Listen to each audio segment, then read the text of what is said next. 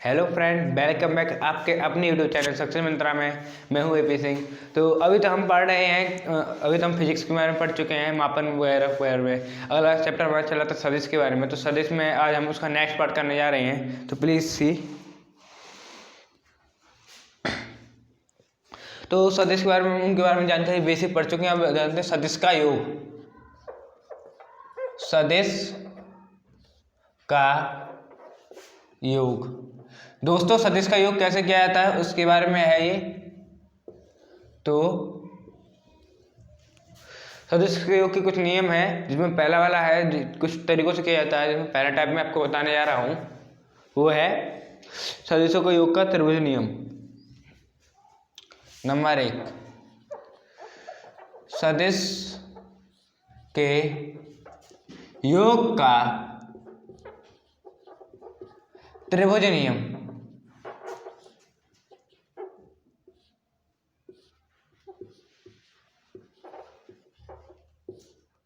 दोस्तों ये क्या होता है इसके बारे में हम जानेंगे अब।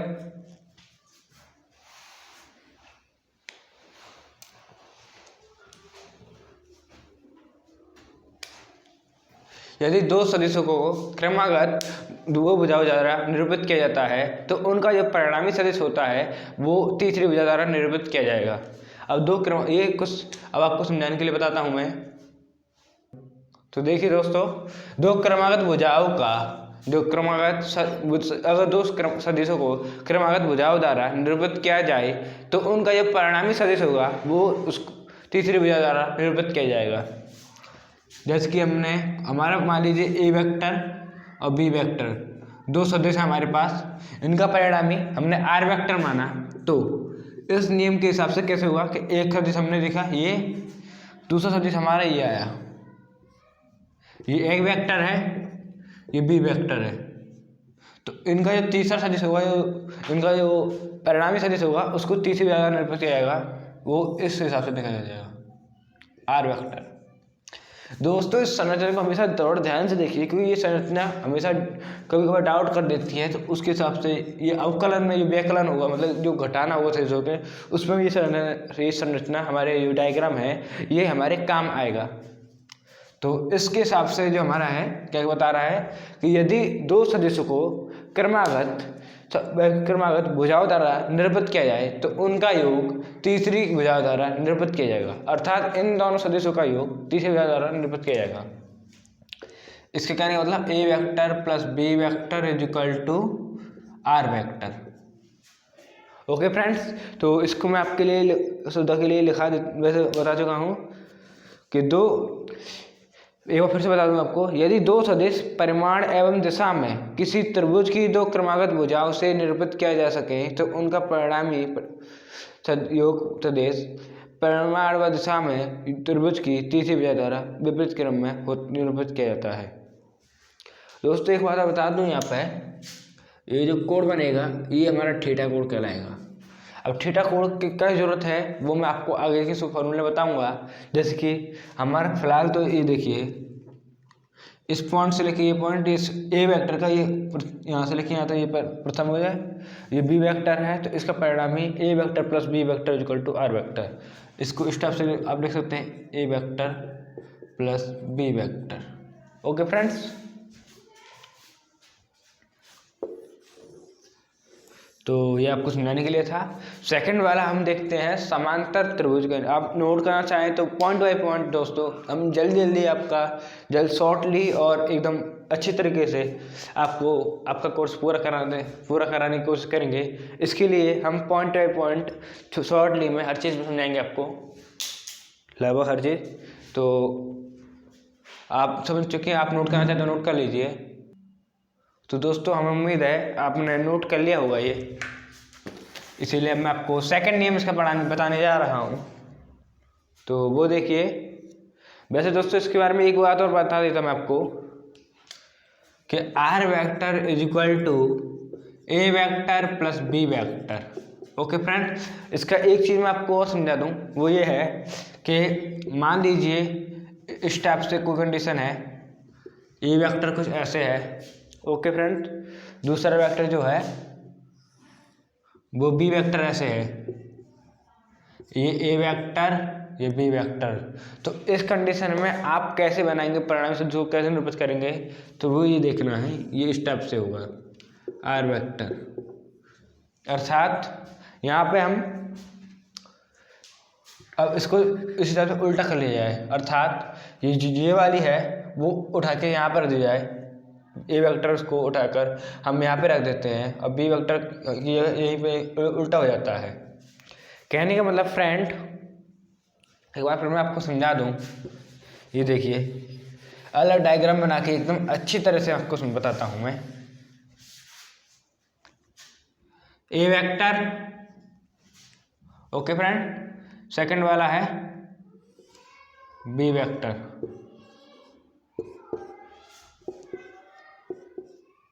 तो इसकी वजह से अब आप ये बताइए, इसमें ये हमारा सी वेक्टर है, तो इसमें परिणामी सदिश आपके हिसाब से कौन सा होगा दोस्तों? परिणामी सदिश इस डायग्राम के हिसाब से हमारा परिणामी सदिश कोई नहीं होगा, क्योंकि इसमें एक चीज़ खराब है, एक चीज़ गलत है। वो ये है कि तीर दिशा इस तरफ है और इस तरफ होनी चाहिए। ओके फ्रेंड, वैसे परिणामी दिशा इसमें बी वेक्टर होता है, B vector is equal to A vector plus C vector, इस डायग्राम के हिसाब से। अब आप कहेंगे कि बी वेक्टर तो छोटा दिखाई दे रहा है, तो दोस्तों इसमें छोटा बड़ा समकोण त्रिभुज टाइप का कुछ ऐसा नहीं है। इसमें बस ये देखना है, इसका तीर यह, इसका तीर यहाँ से लेके यहाँ तक है, और ये तीसरी भुजा है उस टाइप से। जैसे ये दोनों यहाँ पे एक इसका तीर मिल रहा है और इसका पीछे का पुच्छ मिल रहा है, इसका तीर यहाँ पे, इसका ये तीर बढ़ गया और दूसरी वाले का भी तीर आ गया।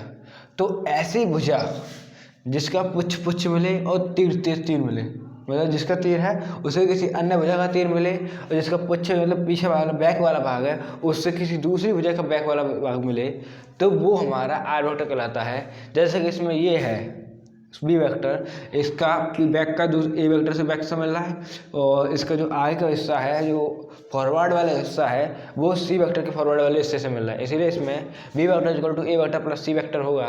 और हम आपको बताने जा रहे थे एक डायग्राम जिसके हिसाब से A vector equal to B vector, ये मान लो आर वेक्टर, तो इसके हिसाब से हमारा निकलेगा, वो निकलेगा R vector is equal to B vector plus A vector. अर्थात हमारा जो मान निकलता है वो ये निकलता है, R vector is equal to A vector plus B vector is equal to B vector plus A vector. अर्थात यह क्रम विनिमय के नियम का पालन करता है। ओके फ्रेंड्स, अब हम देखते हैं जो आर वेक्टर का मान कैसे निकाला जाता है। एक फॉर्मूला होता है परिमाण के रूप में, तो हमारा सदिश के रूप में है। अब परिमाण के रूप में आर वेक्टर का मान आप कैसे निकालेंगे वो हम देखते हैं दोस्तों। आर का परिमाण कैसे निकालोगे आप लोग? आर बराबर A square plus B square plus 2ab cos theta, ये है आपका परिमाण। ओके फ्रेंड, ये आर वेक्टर, आर का परिमाण है, ये आर सदिश है। तो आप नोट करना चाहें तो नोट कर सकते हैं।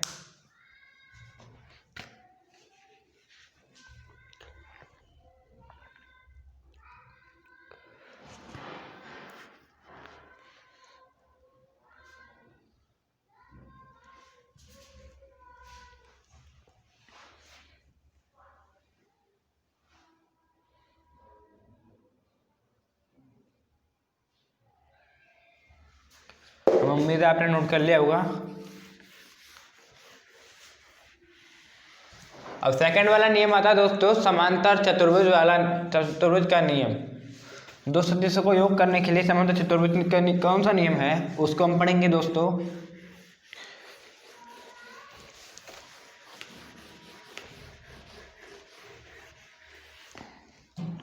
तो देखिए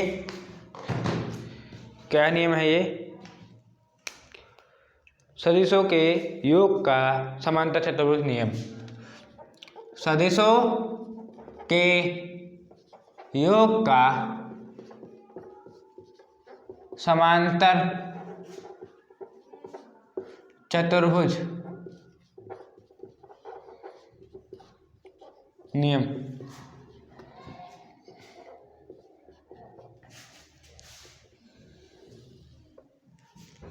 ओके दोस्तों, तो अब ये कैसे किया जाता है वो मैं आपको बता देता हूँ।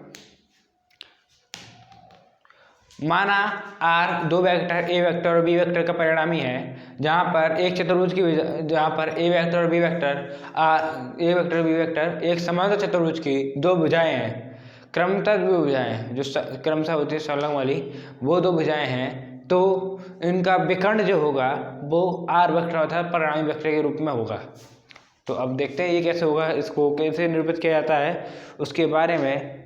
जिसकी संलग्न ए बी है उसको हम डायग्राम बना के आपको दिखाएंगे। तो सबसे पहले मैं आर का परिमाण आपको बता दूं। आर का परिमाण जो मैंने अभी आपको लिखाया था, परिमाण दोस्तों मैंने अभी आपको आर का परिमाण लिखाया है, वो हर जगह यूज होगा। यहाँ पर भी दोबारा मैं आपके लिए लिख देता हूँ, A square plus B square plus 2ab cos theta. Okay दोस्तों, इस सदिश और अदिश वाली चीज़ों पे बहुत न्यूमेरिकल आते हैं हमारे एग्जाम में, तो इसको थोड़ा ध्यान से देखिए।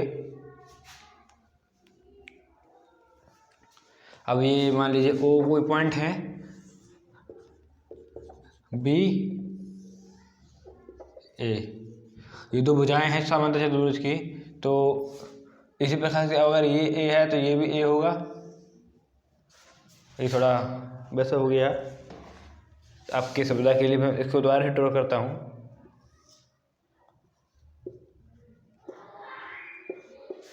तो दोस्तों ये ए है, ये हमारी बी भुजा है। ओके दोस्तों, ये हमारा ए है, ये बी भुजा है, ये ओ पॉइंट से निकल रही है। और अगर हमने इसको माना जाए ये बी पॉइंट है और ये ए पॉइंट है, तो इसका जो विकर्ण होगा ये हमारा आर होगा, आर वेक्टर के रूप में इसका विकर्ण प्रदर्शित किया जाएगा। ये मान लो पूरा कोण थीटा है, तो ये अल्फा और वो वाला बीटा, ये कोण बीटा। तो अल्फा बीटा का मान कैसे निकालेंगे हम, उसके लिए फॉर्मूला होता है। उसी फॉर्मूले को मैं आपको बताने जा रहा हूँ। यहाँ ए थीटा कोण ए और बी के बीच का कोण है दोस्तों, हम आप देख ही पा रहे होंगे, थीटा कोण ए और बी के बीच का कोण है। तो अल्फा और बीटा का मान कैसे निकाला जाता है, तो वो देखिए, tan alpha is equal to B sine theta upon A plus B sine theta. tan alpha is equal to B sine theta upon A plus B sine theta. ये अल्फा जो कोण होता है उसको निकालने के लिए ये फॉर्मूला है, और वहीं पे जो बीटा कोण है इसको निकालने के लिए फॉर्मूला होता है tan beta equal to A sine theta upon B plus A sine theta. tan beta equal to A sine theta upon B plus A sine theta.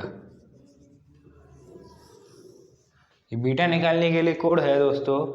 तो आप देखिए यहाँ पर एक चीज़ अलग है, यहाँ पर साइन थीटा की जगह कॉस थीटा आता है।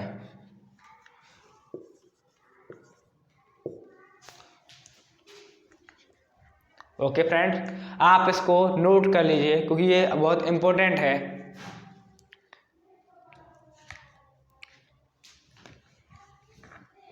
उम्मीद आपने नोट कर लिया होगा।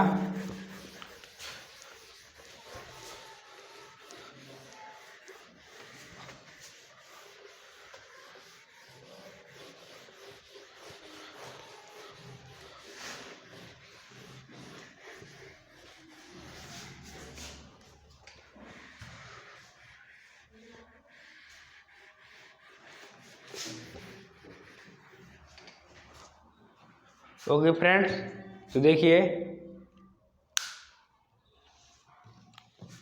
सदिशों के योग का बहुभुज का नियम क्या कहलाता है। सदिशों के योग का बहुभुज का नियम का नियम।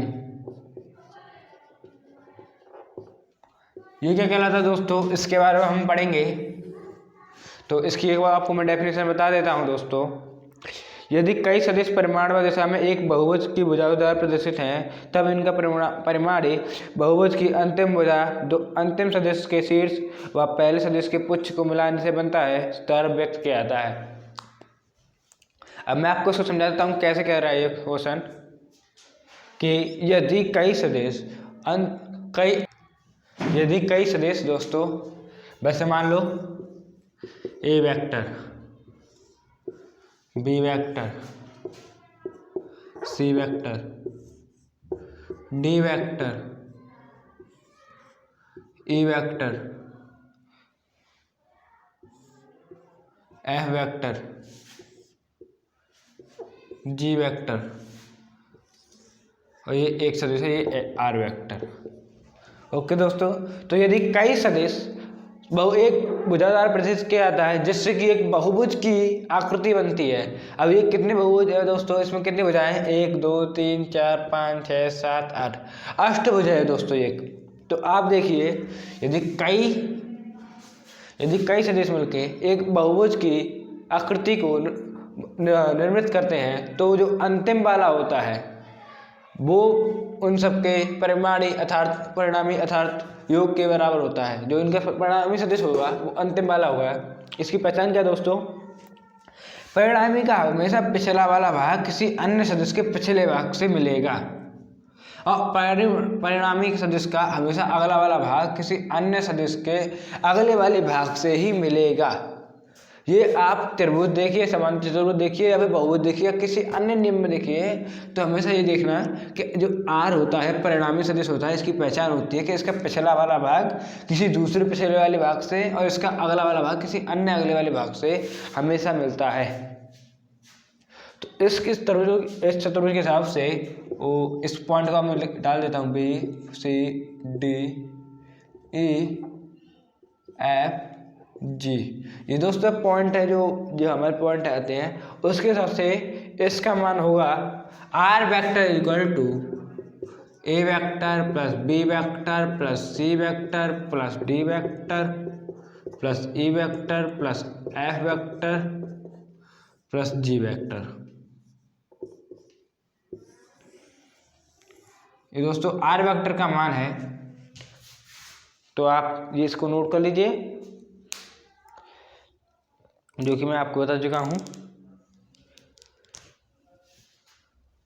या फिर आप इस टाइप से लिख सकते हैं, O A plus O B, A B plus B C, O A vector plus A B vector plus B C vector plus C D vector plus D E vector plus A F vector और plus F G vector.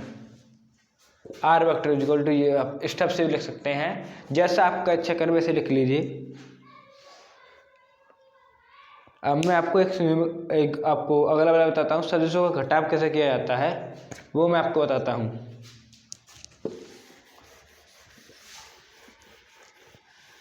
अब तक हम पढ़ रहे थे योग में हम 3 नियम पढ़ चुके हैं, त्रिभुज का नियम, समांतर चतुर्भुज का नियम और बहुभुज का नियम। अब हम पढ़ेंगे घटाते कैसे, इसको कौन सी कंडीशन होती है दोस्तों।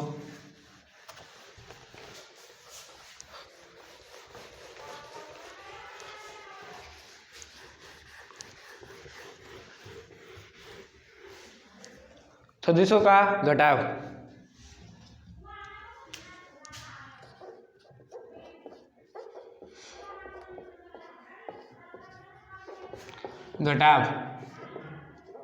या व्यकलन आप कह सकते हैं दोस्तों, व्यकलन।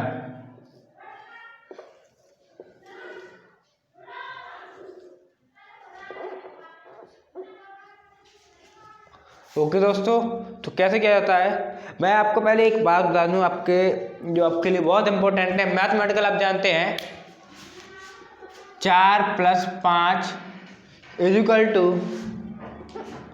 4 - 5। दोस्तों इन दोनों का कुछ भी अंतर नहीं होता, ये आप अच्छी तरह से जानते हैं। दोनों का आंसर आएगा हमारा 9 ही। उसी प्रकार से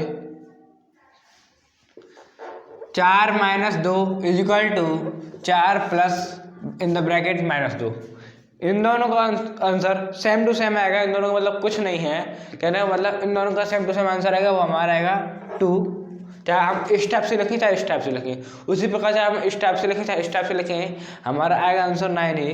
तो ये सेकंड वाली जो मेथड है, इसके आधार पर हम सदिशों को घटाते हैं। अब आप कहेंगे कैसे घटाएंगे, तो वही देखिए दोस्तों, A vector minus B vector is equal to A vector plus यहाँ पर minus B vector. Okay friend, इस मेथड और इस मेथड में कुछ अंतर नहीं है, दोनों का मतलब यही है कि ए वेक्टर में से बी वेक्टर घट रहा है। इसमें थोड़ा अलग फॉर्मेट में लिखा हुआ है, इन द ब्रैकेट डालते हैं, मतलब लेकिन मतलब इसका भी यही आएगा। ओके दोस्तों, तो अब हम आते हैं अपने main on the point question पर, कैसे घटाया जाता है।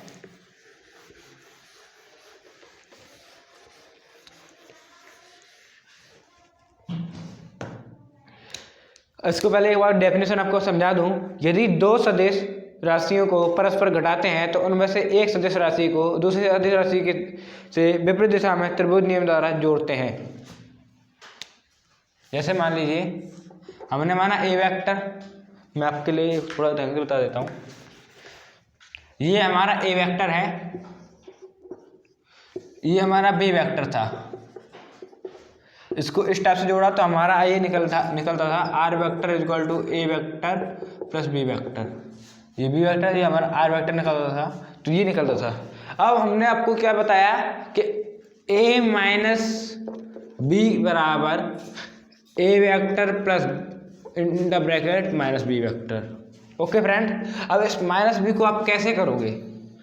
आप जानते हो सदिश को अगर विपरीत कर दिया जाए तो वो माइनस का हो जाता है, अर्थात मेरे कहने का मतलब है दोस्तों, इसको यूँ ऐसे घुमाकर नीचे की तरफ ले आए, ये हमारा हो गया बी वेक्टर। ओके दोस्तों, तो ये बी वेक्टर जो है, अगर आप इसको सीधे हिसाब से देखेंगे, इसका त्रिभुज बनाएंगे तो ये माइनस बी वेक्टर हो जाएगा, और इसके हिसाब से हमारा निकलेगा R vector is equal to A vector minus B vector, उसका त्रिभुज ये वाला बनेगा। ओके फ्रेंड, इसको हम दूसरी भाषा में लिखें तो R vector is equal to A vector plus in the bracket minus B vector. आप ये बात कहें या ये बात कहें, दोनों का मतलब एक ही है। इनका डायग्राम बनता है इस टाइप से दोस्तों, ये ओ, इसको मान लो पी और इसको मान लो बिंदु क्यू। ओके दोस्तों, तो आप नोट करना चाहें तो नोट कर सकते हैं। तो दोस्तों उम्मीद करते हैं वीडियो आपको पसंद आई होगी, पसंद आई तो लाइक करें, कमेंट करें, शेयर करें अपने दोस्तों के साथ, चैनल को सब्सक्राइब करके बेल आइकन जरूर दबा दें। मिलते हैं आपसे अगले वीडियो में, तब तक के लिए धन्यवाद।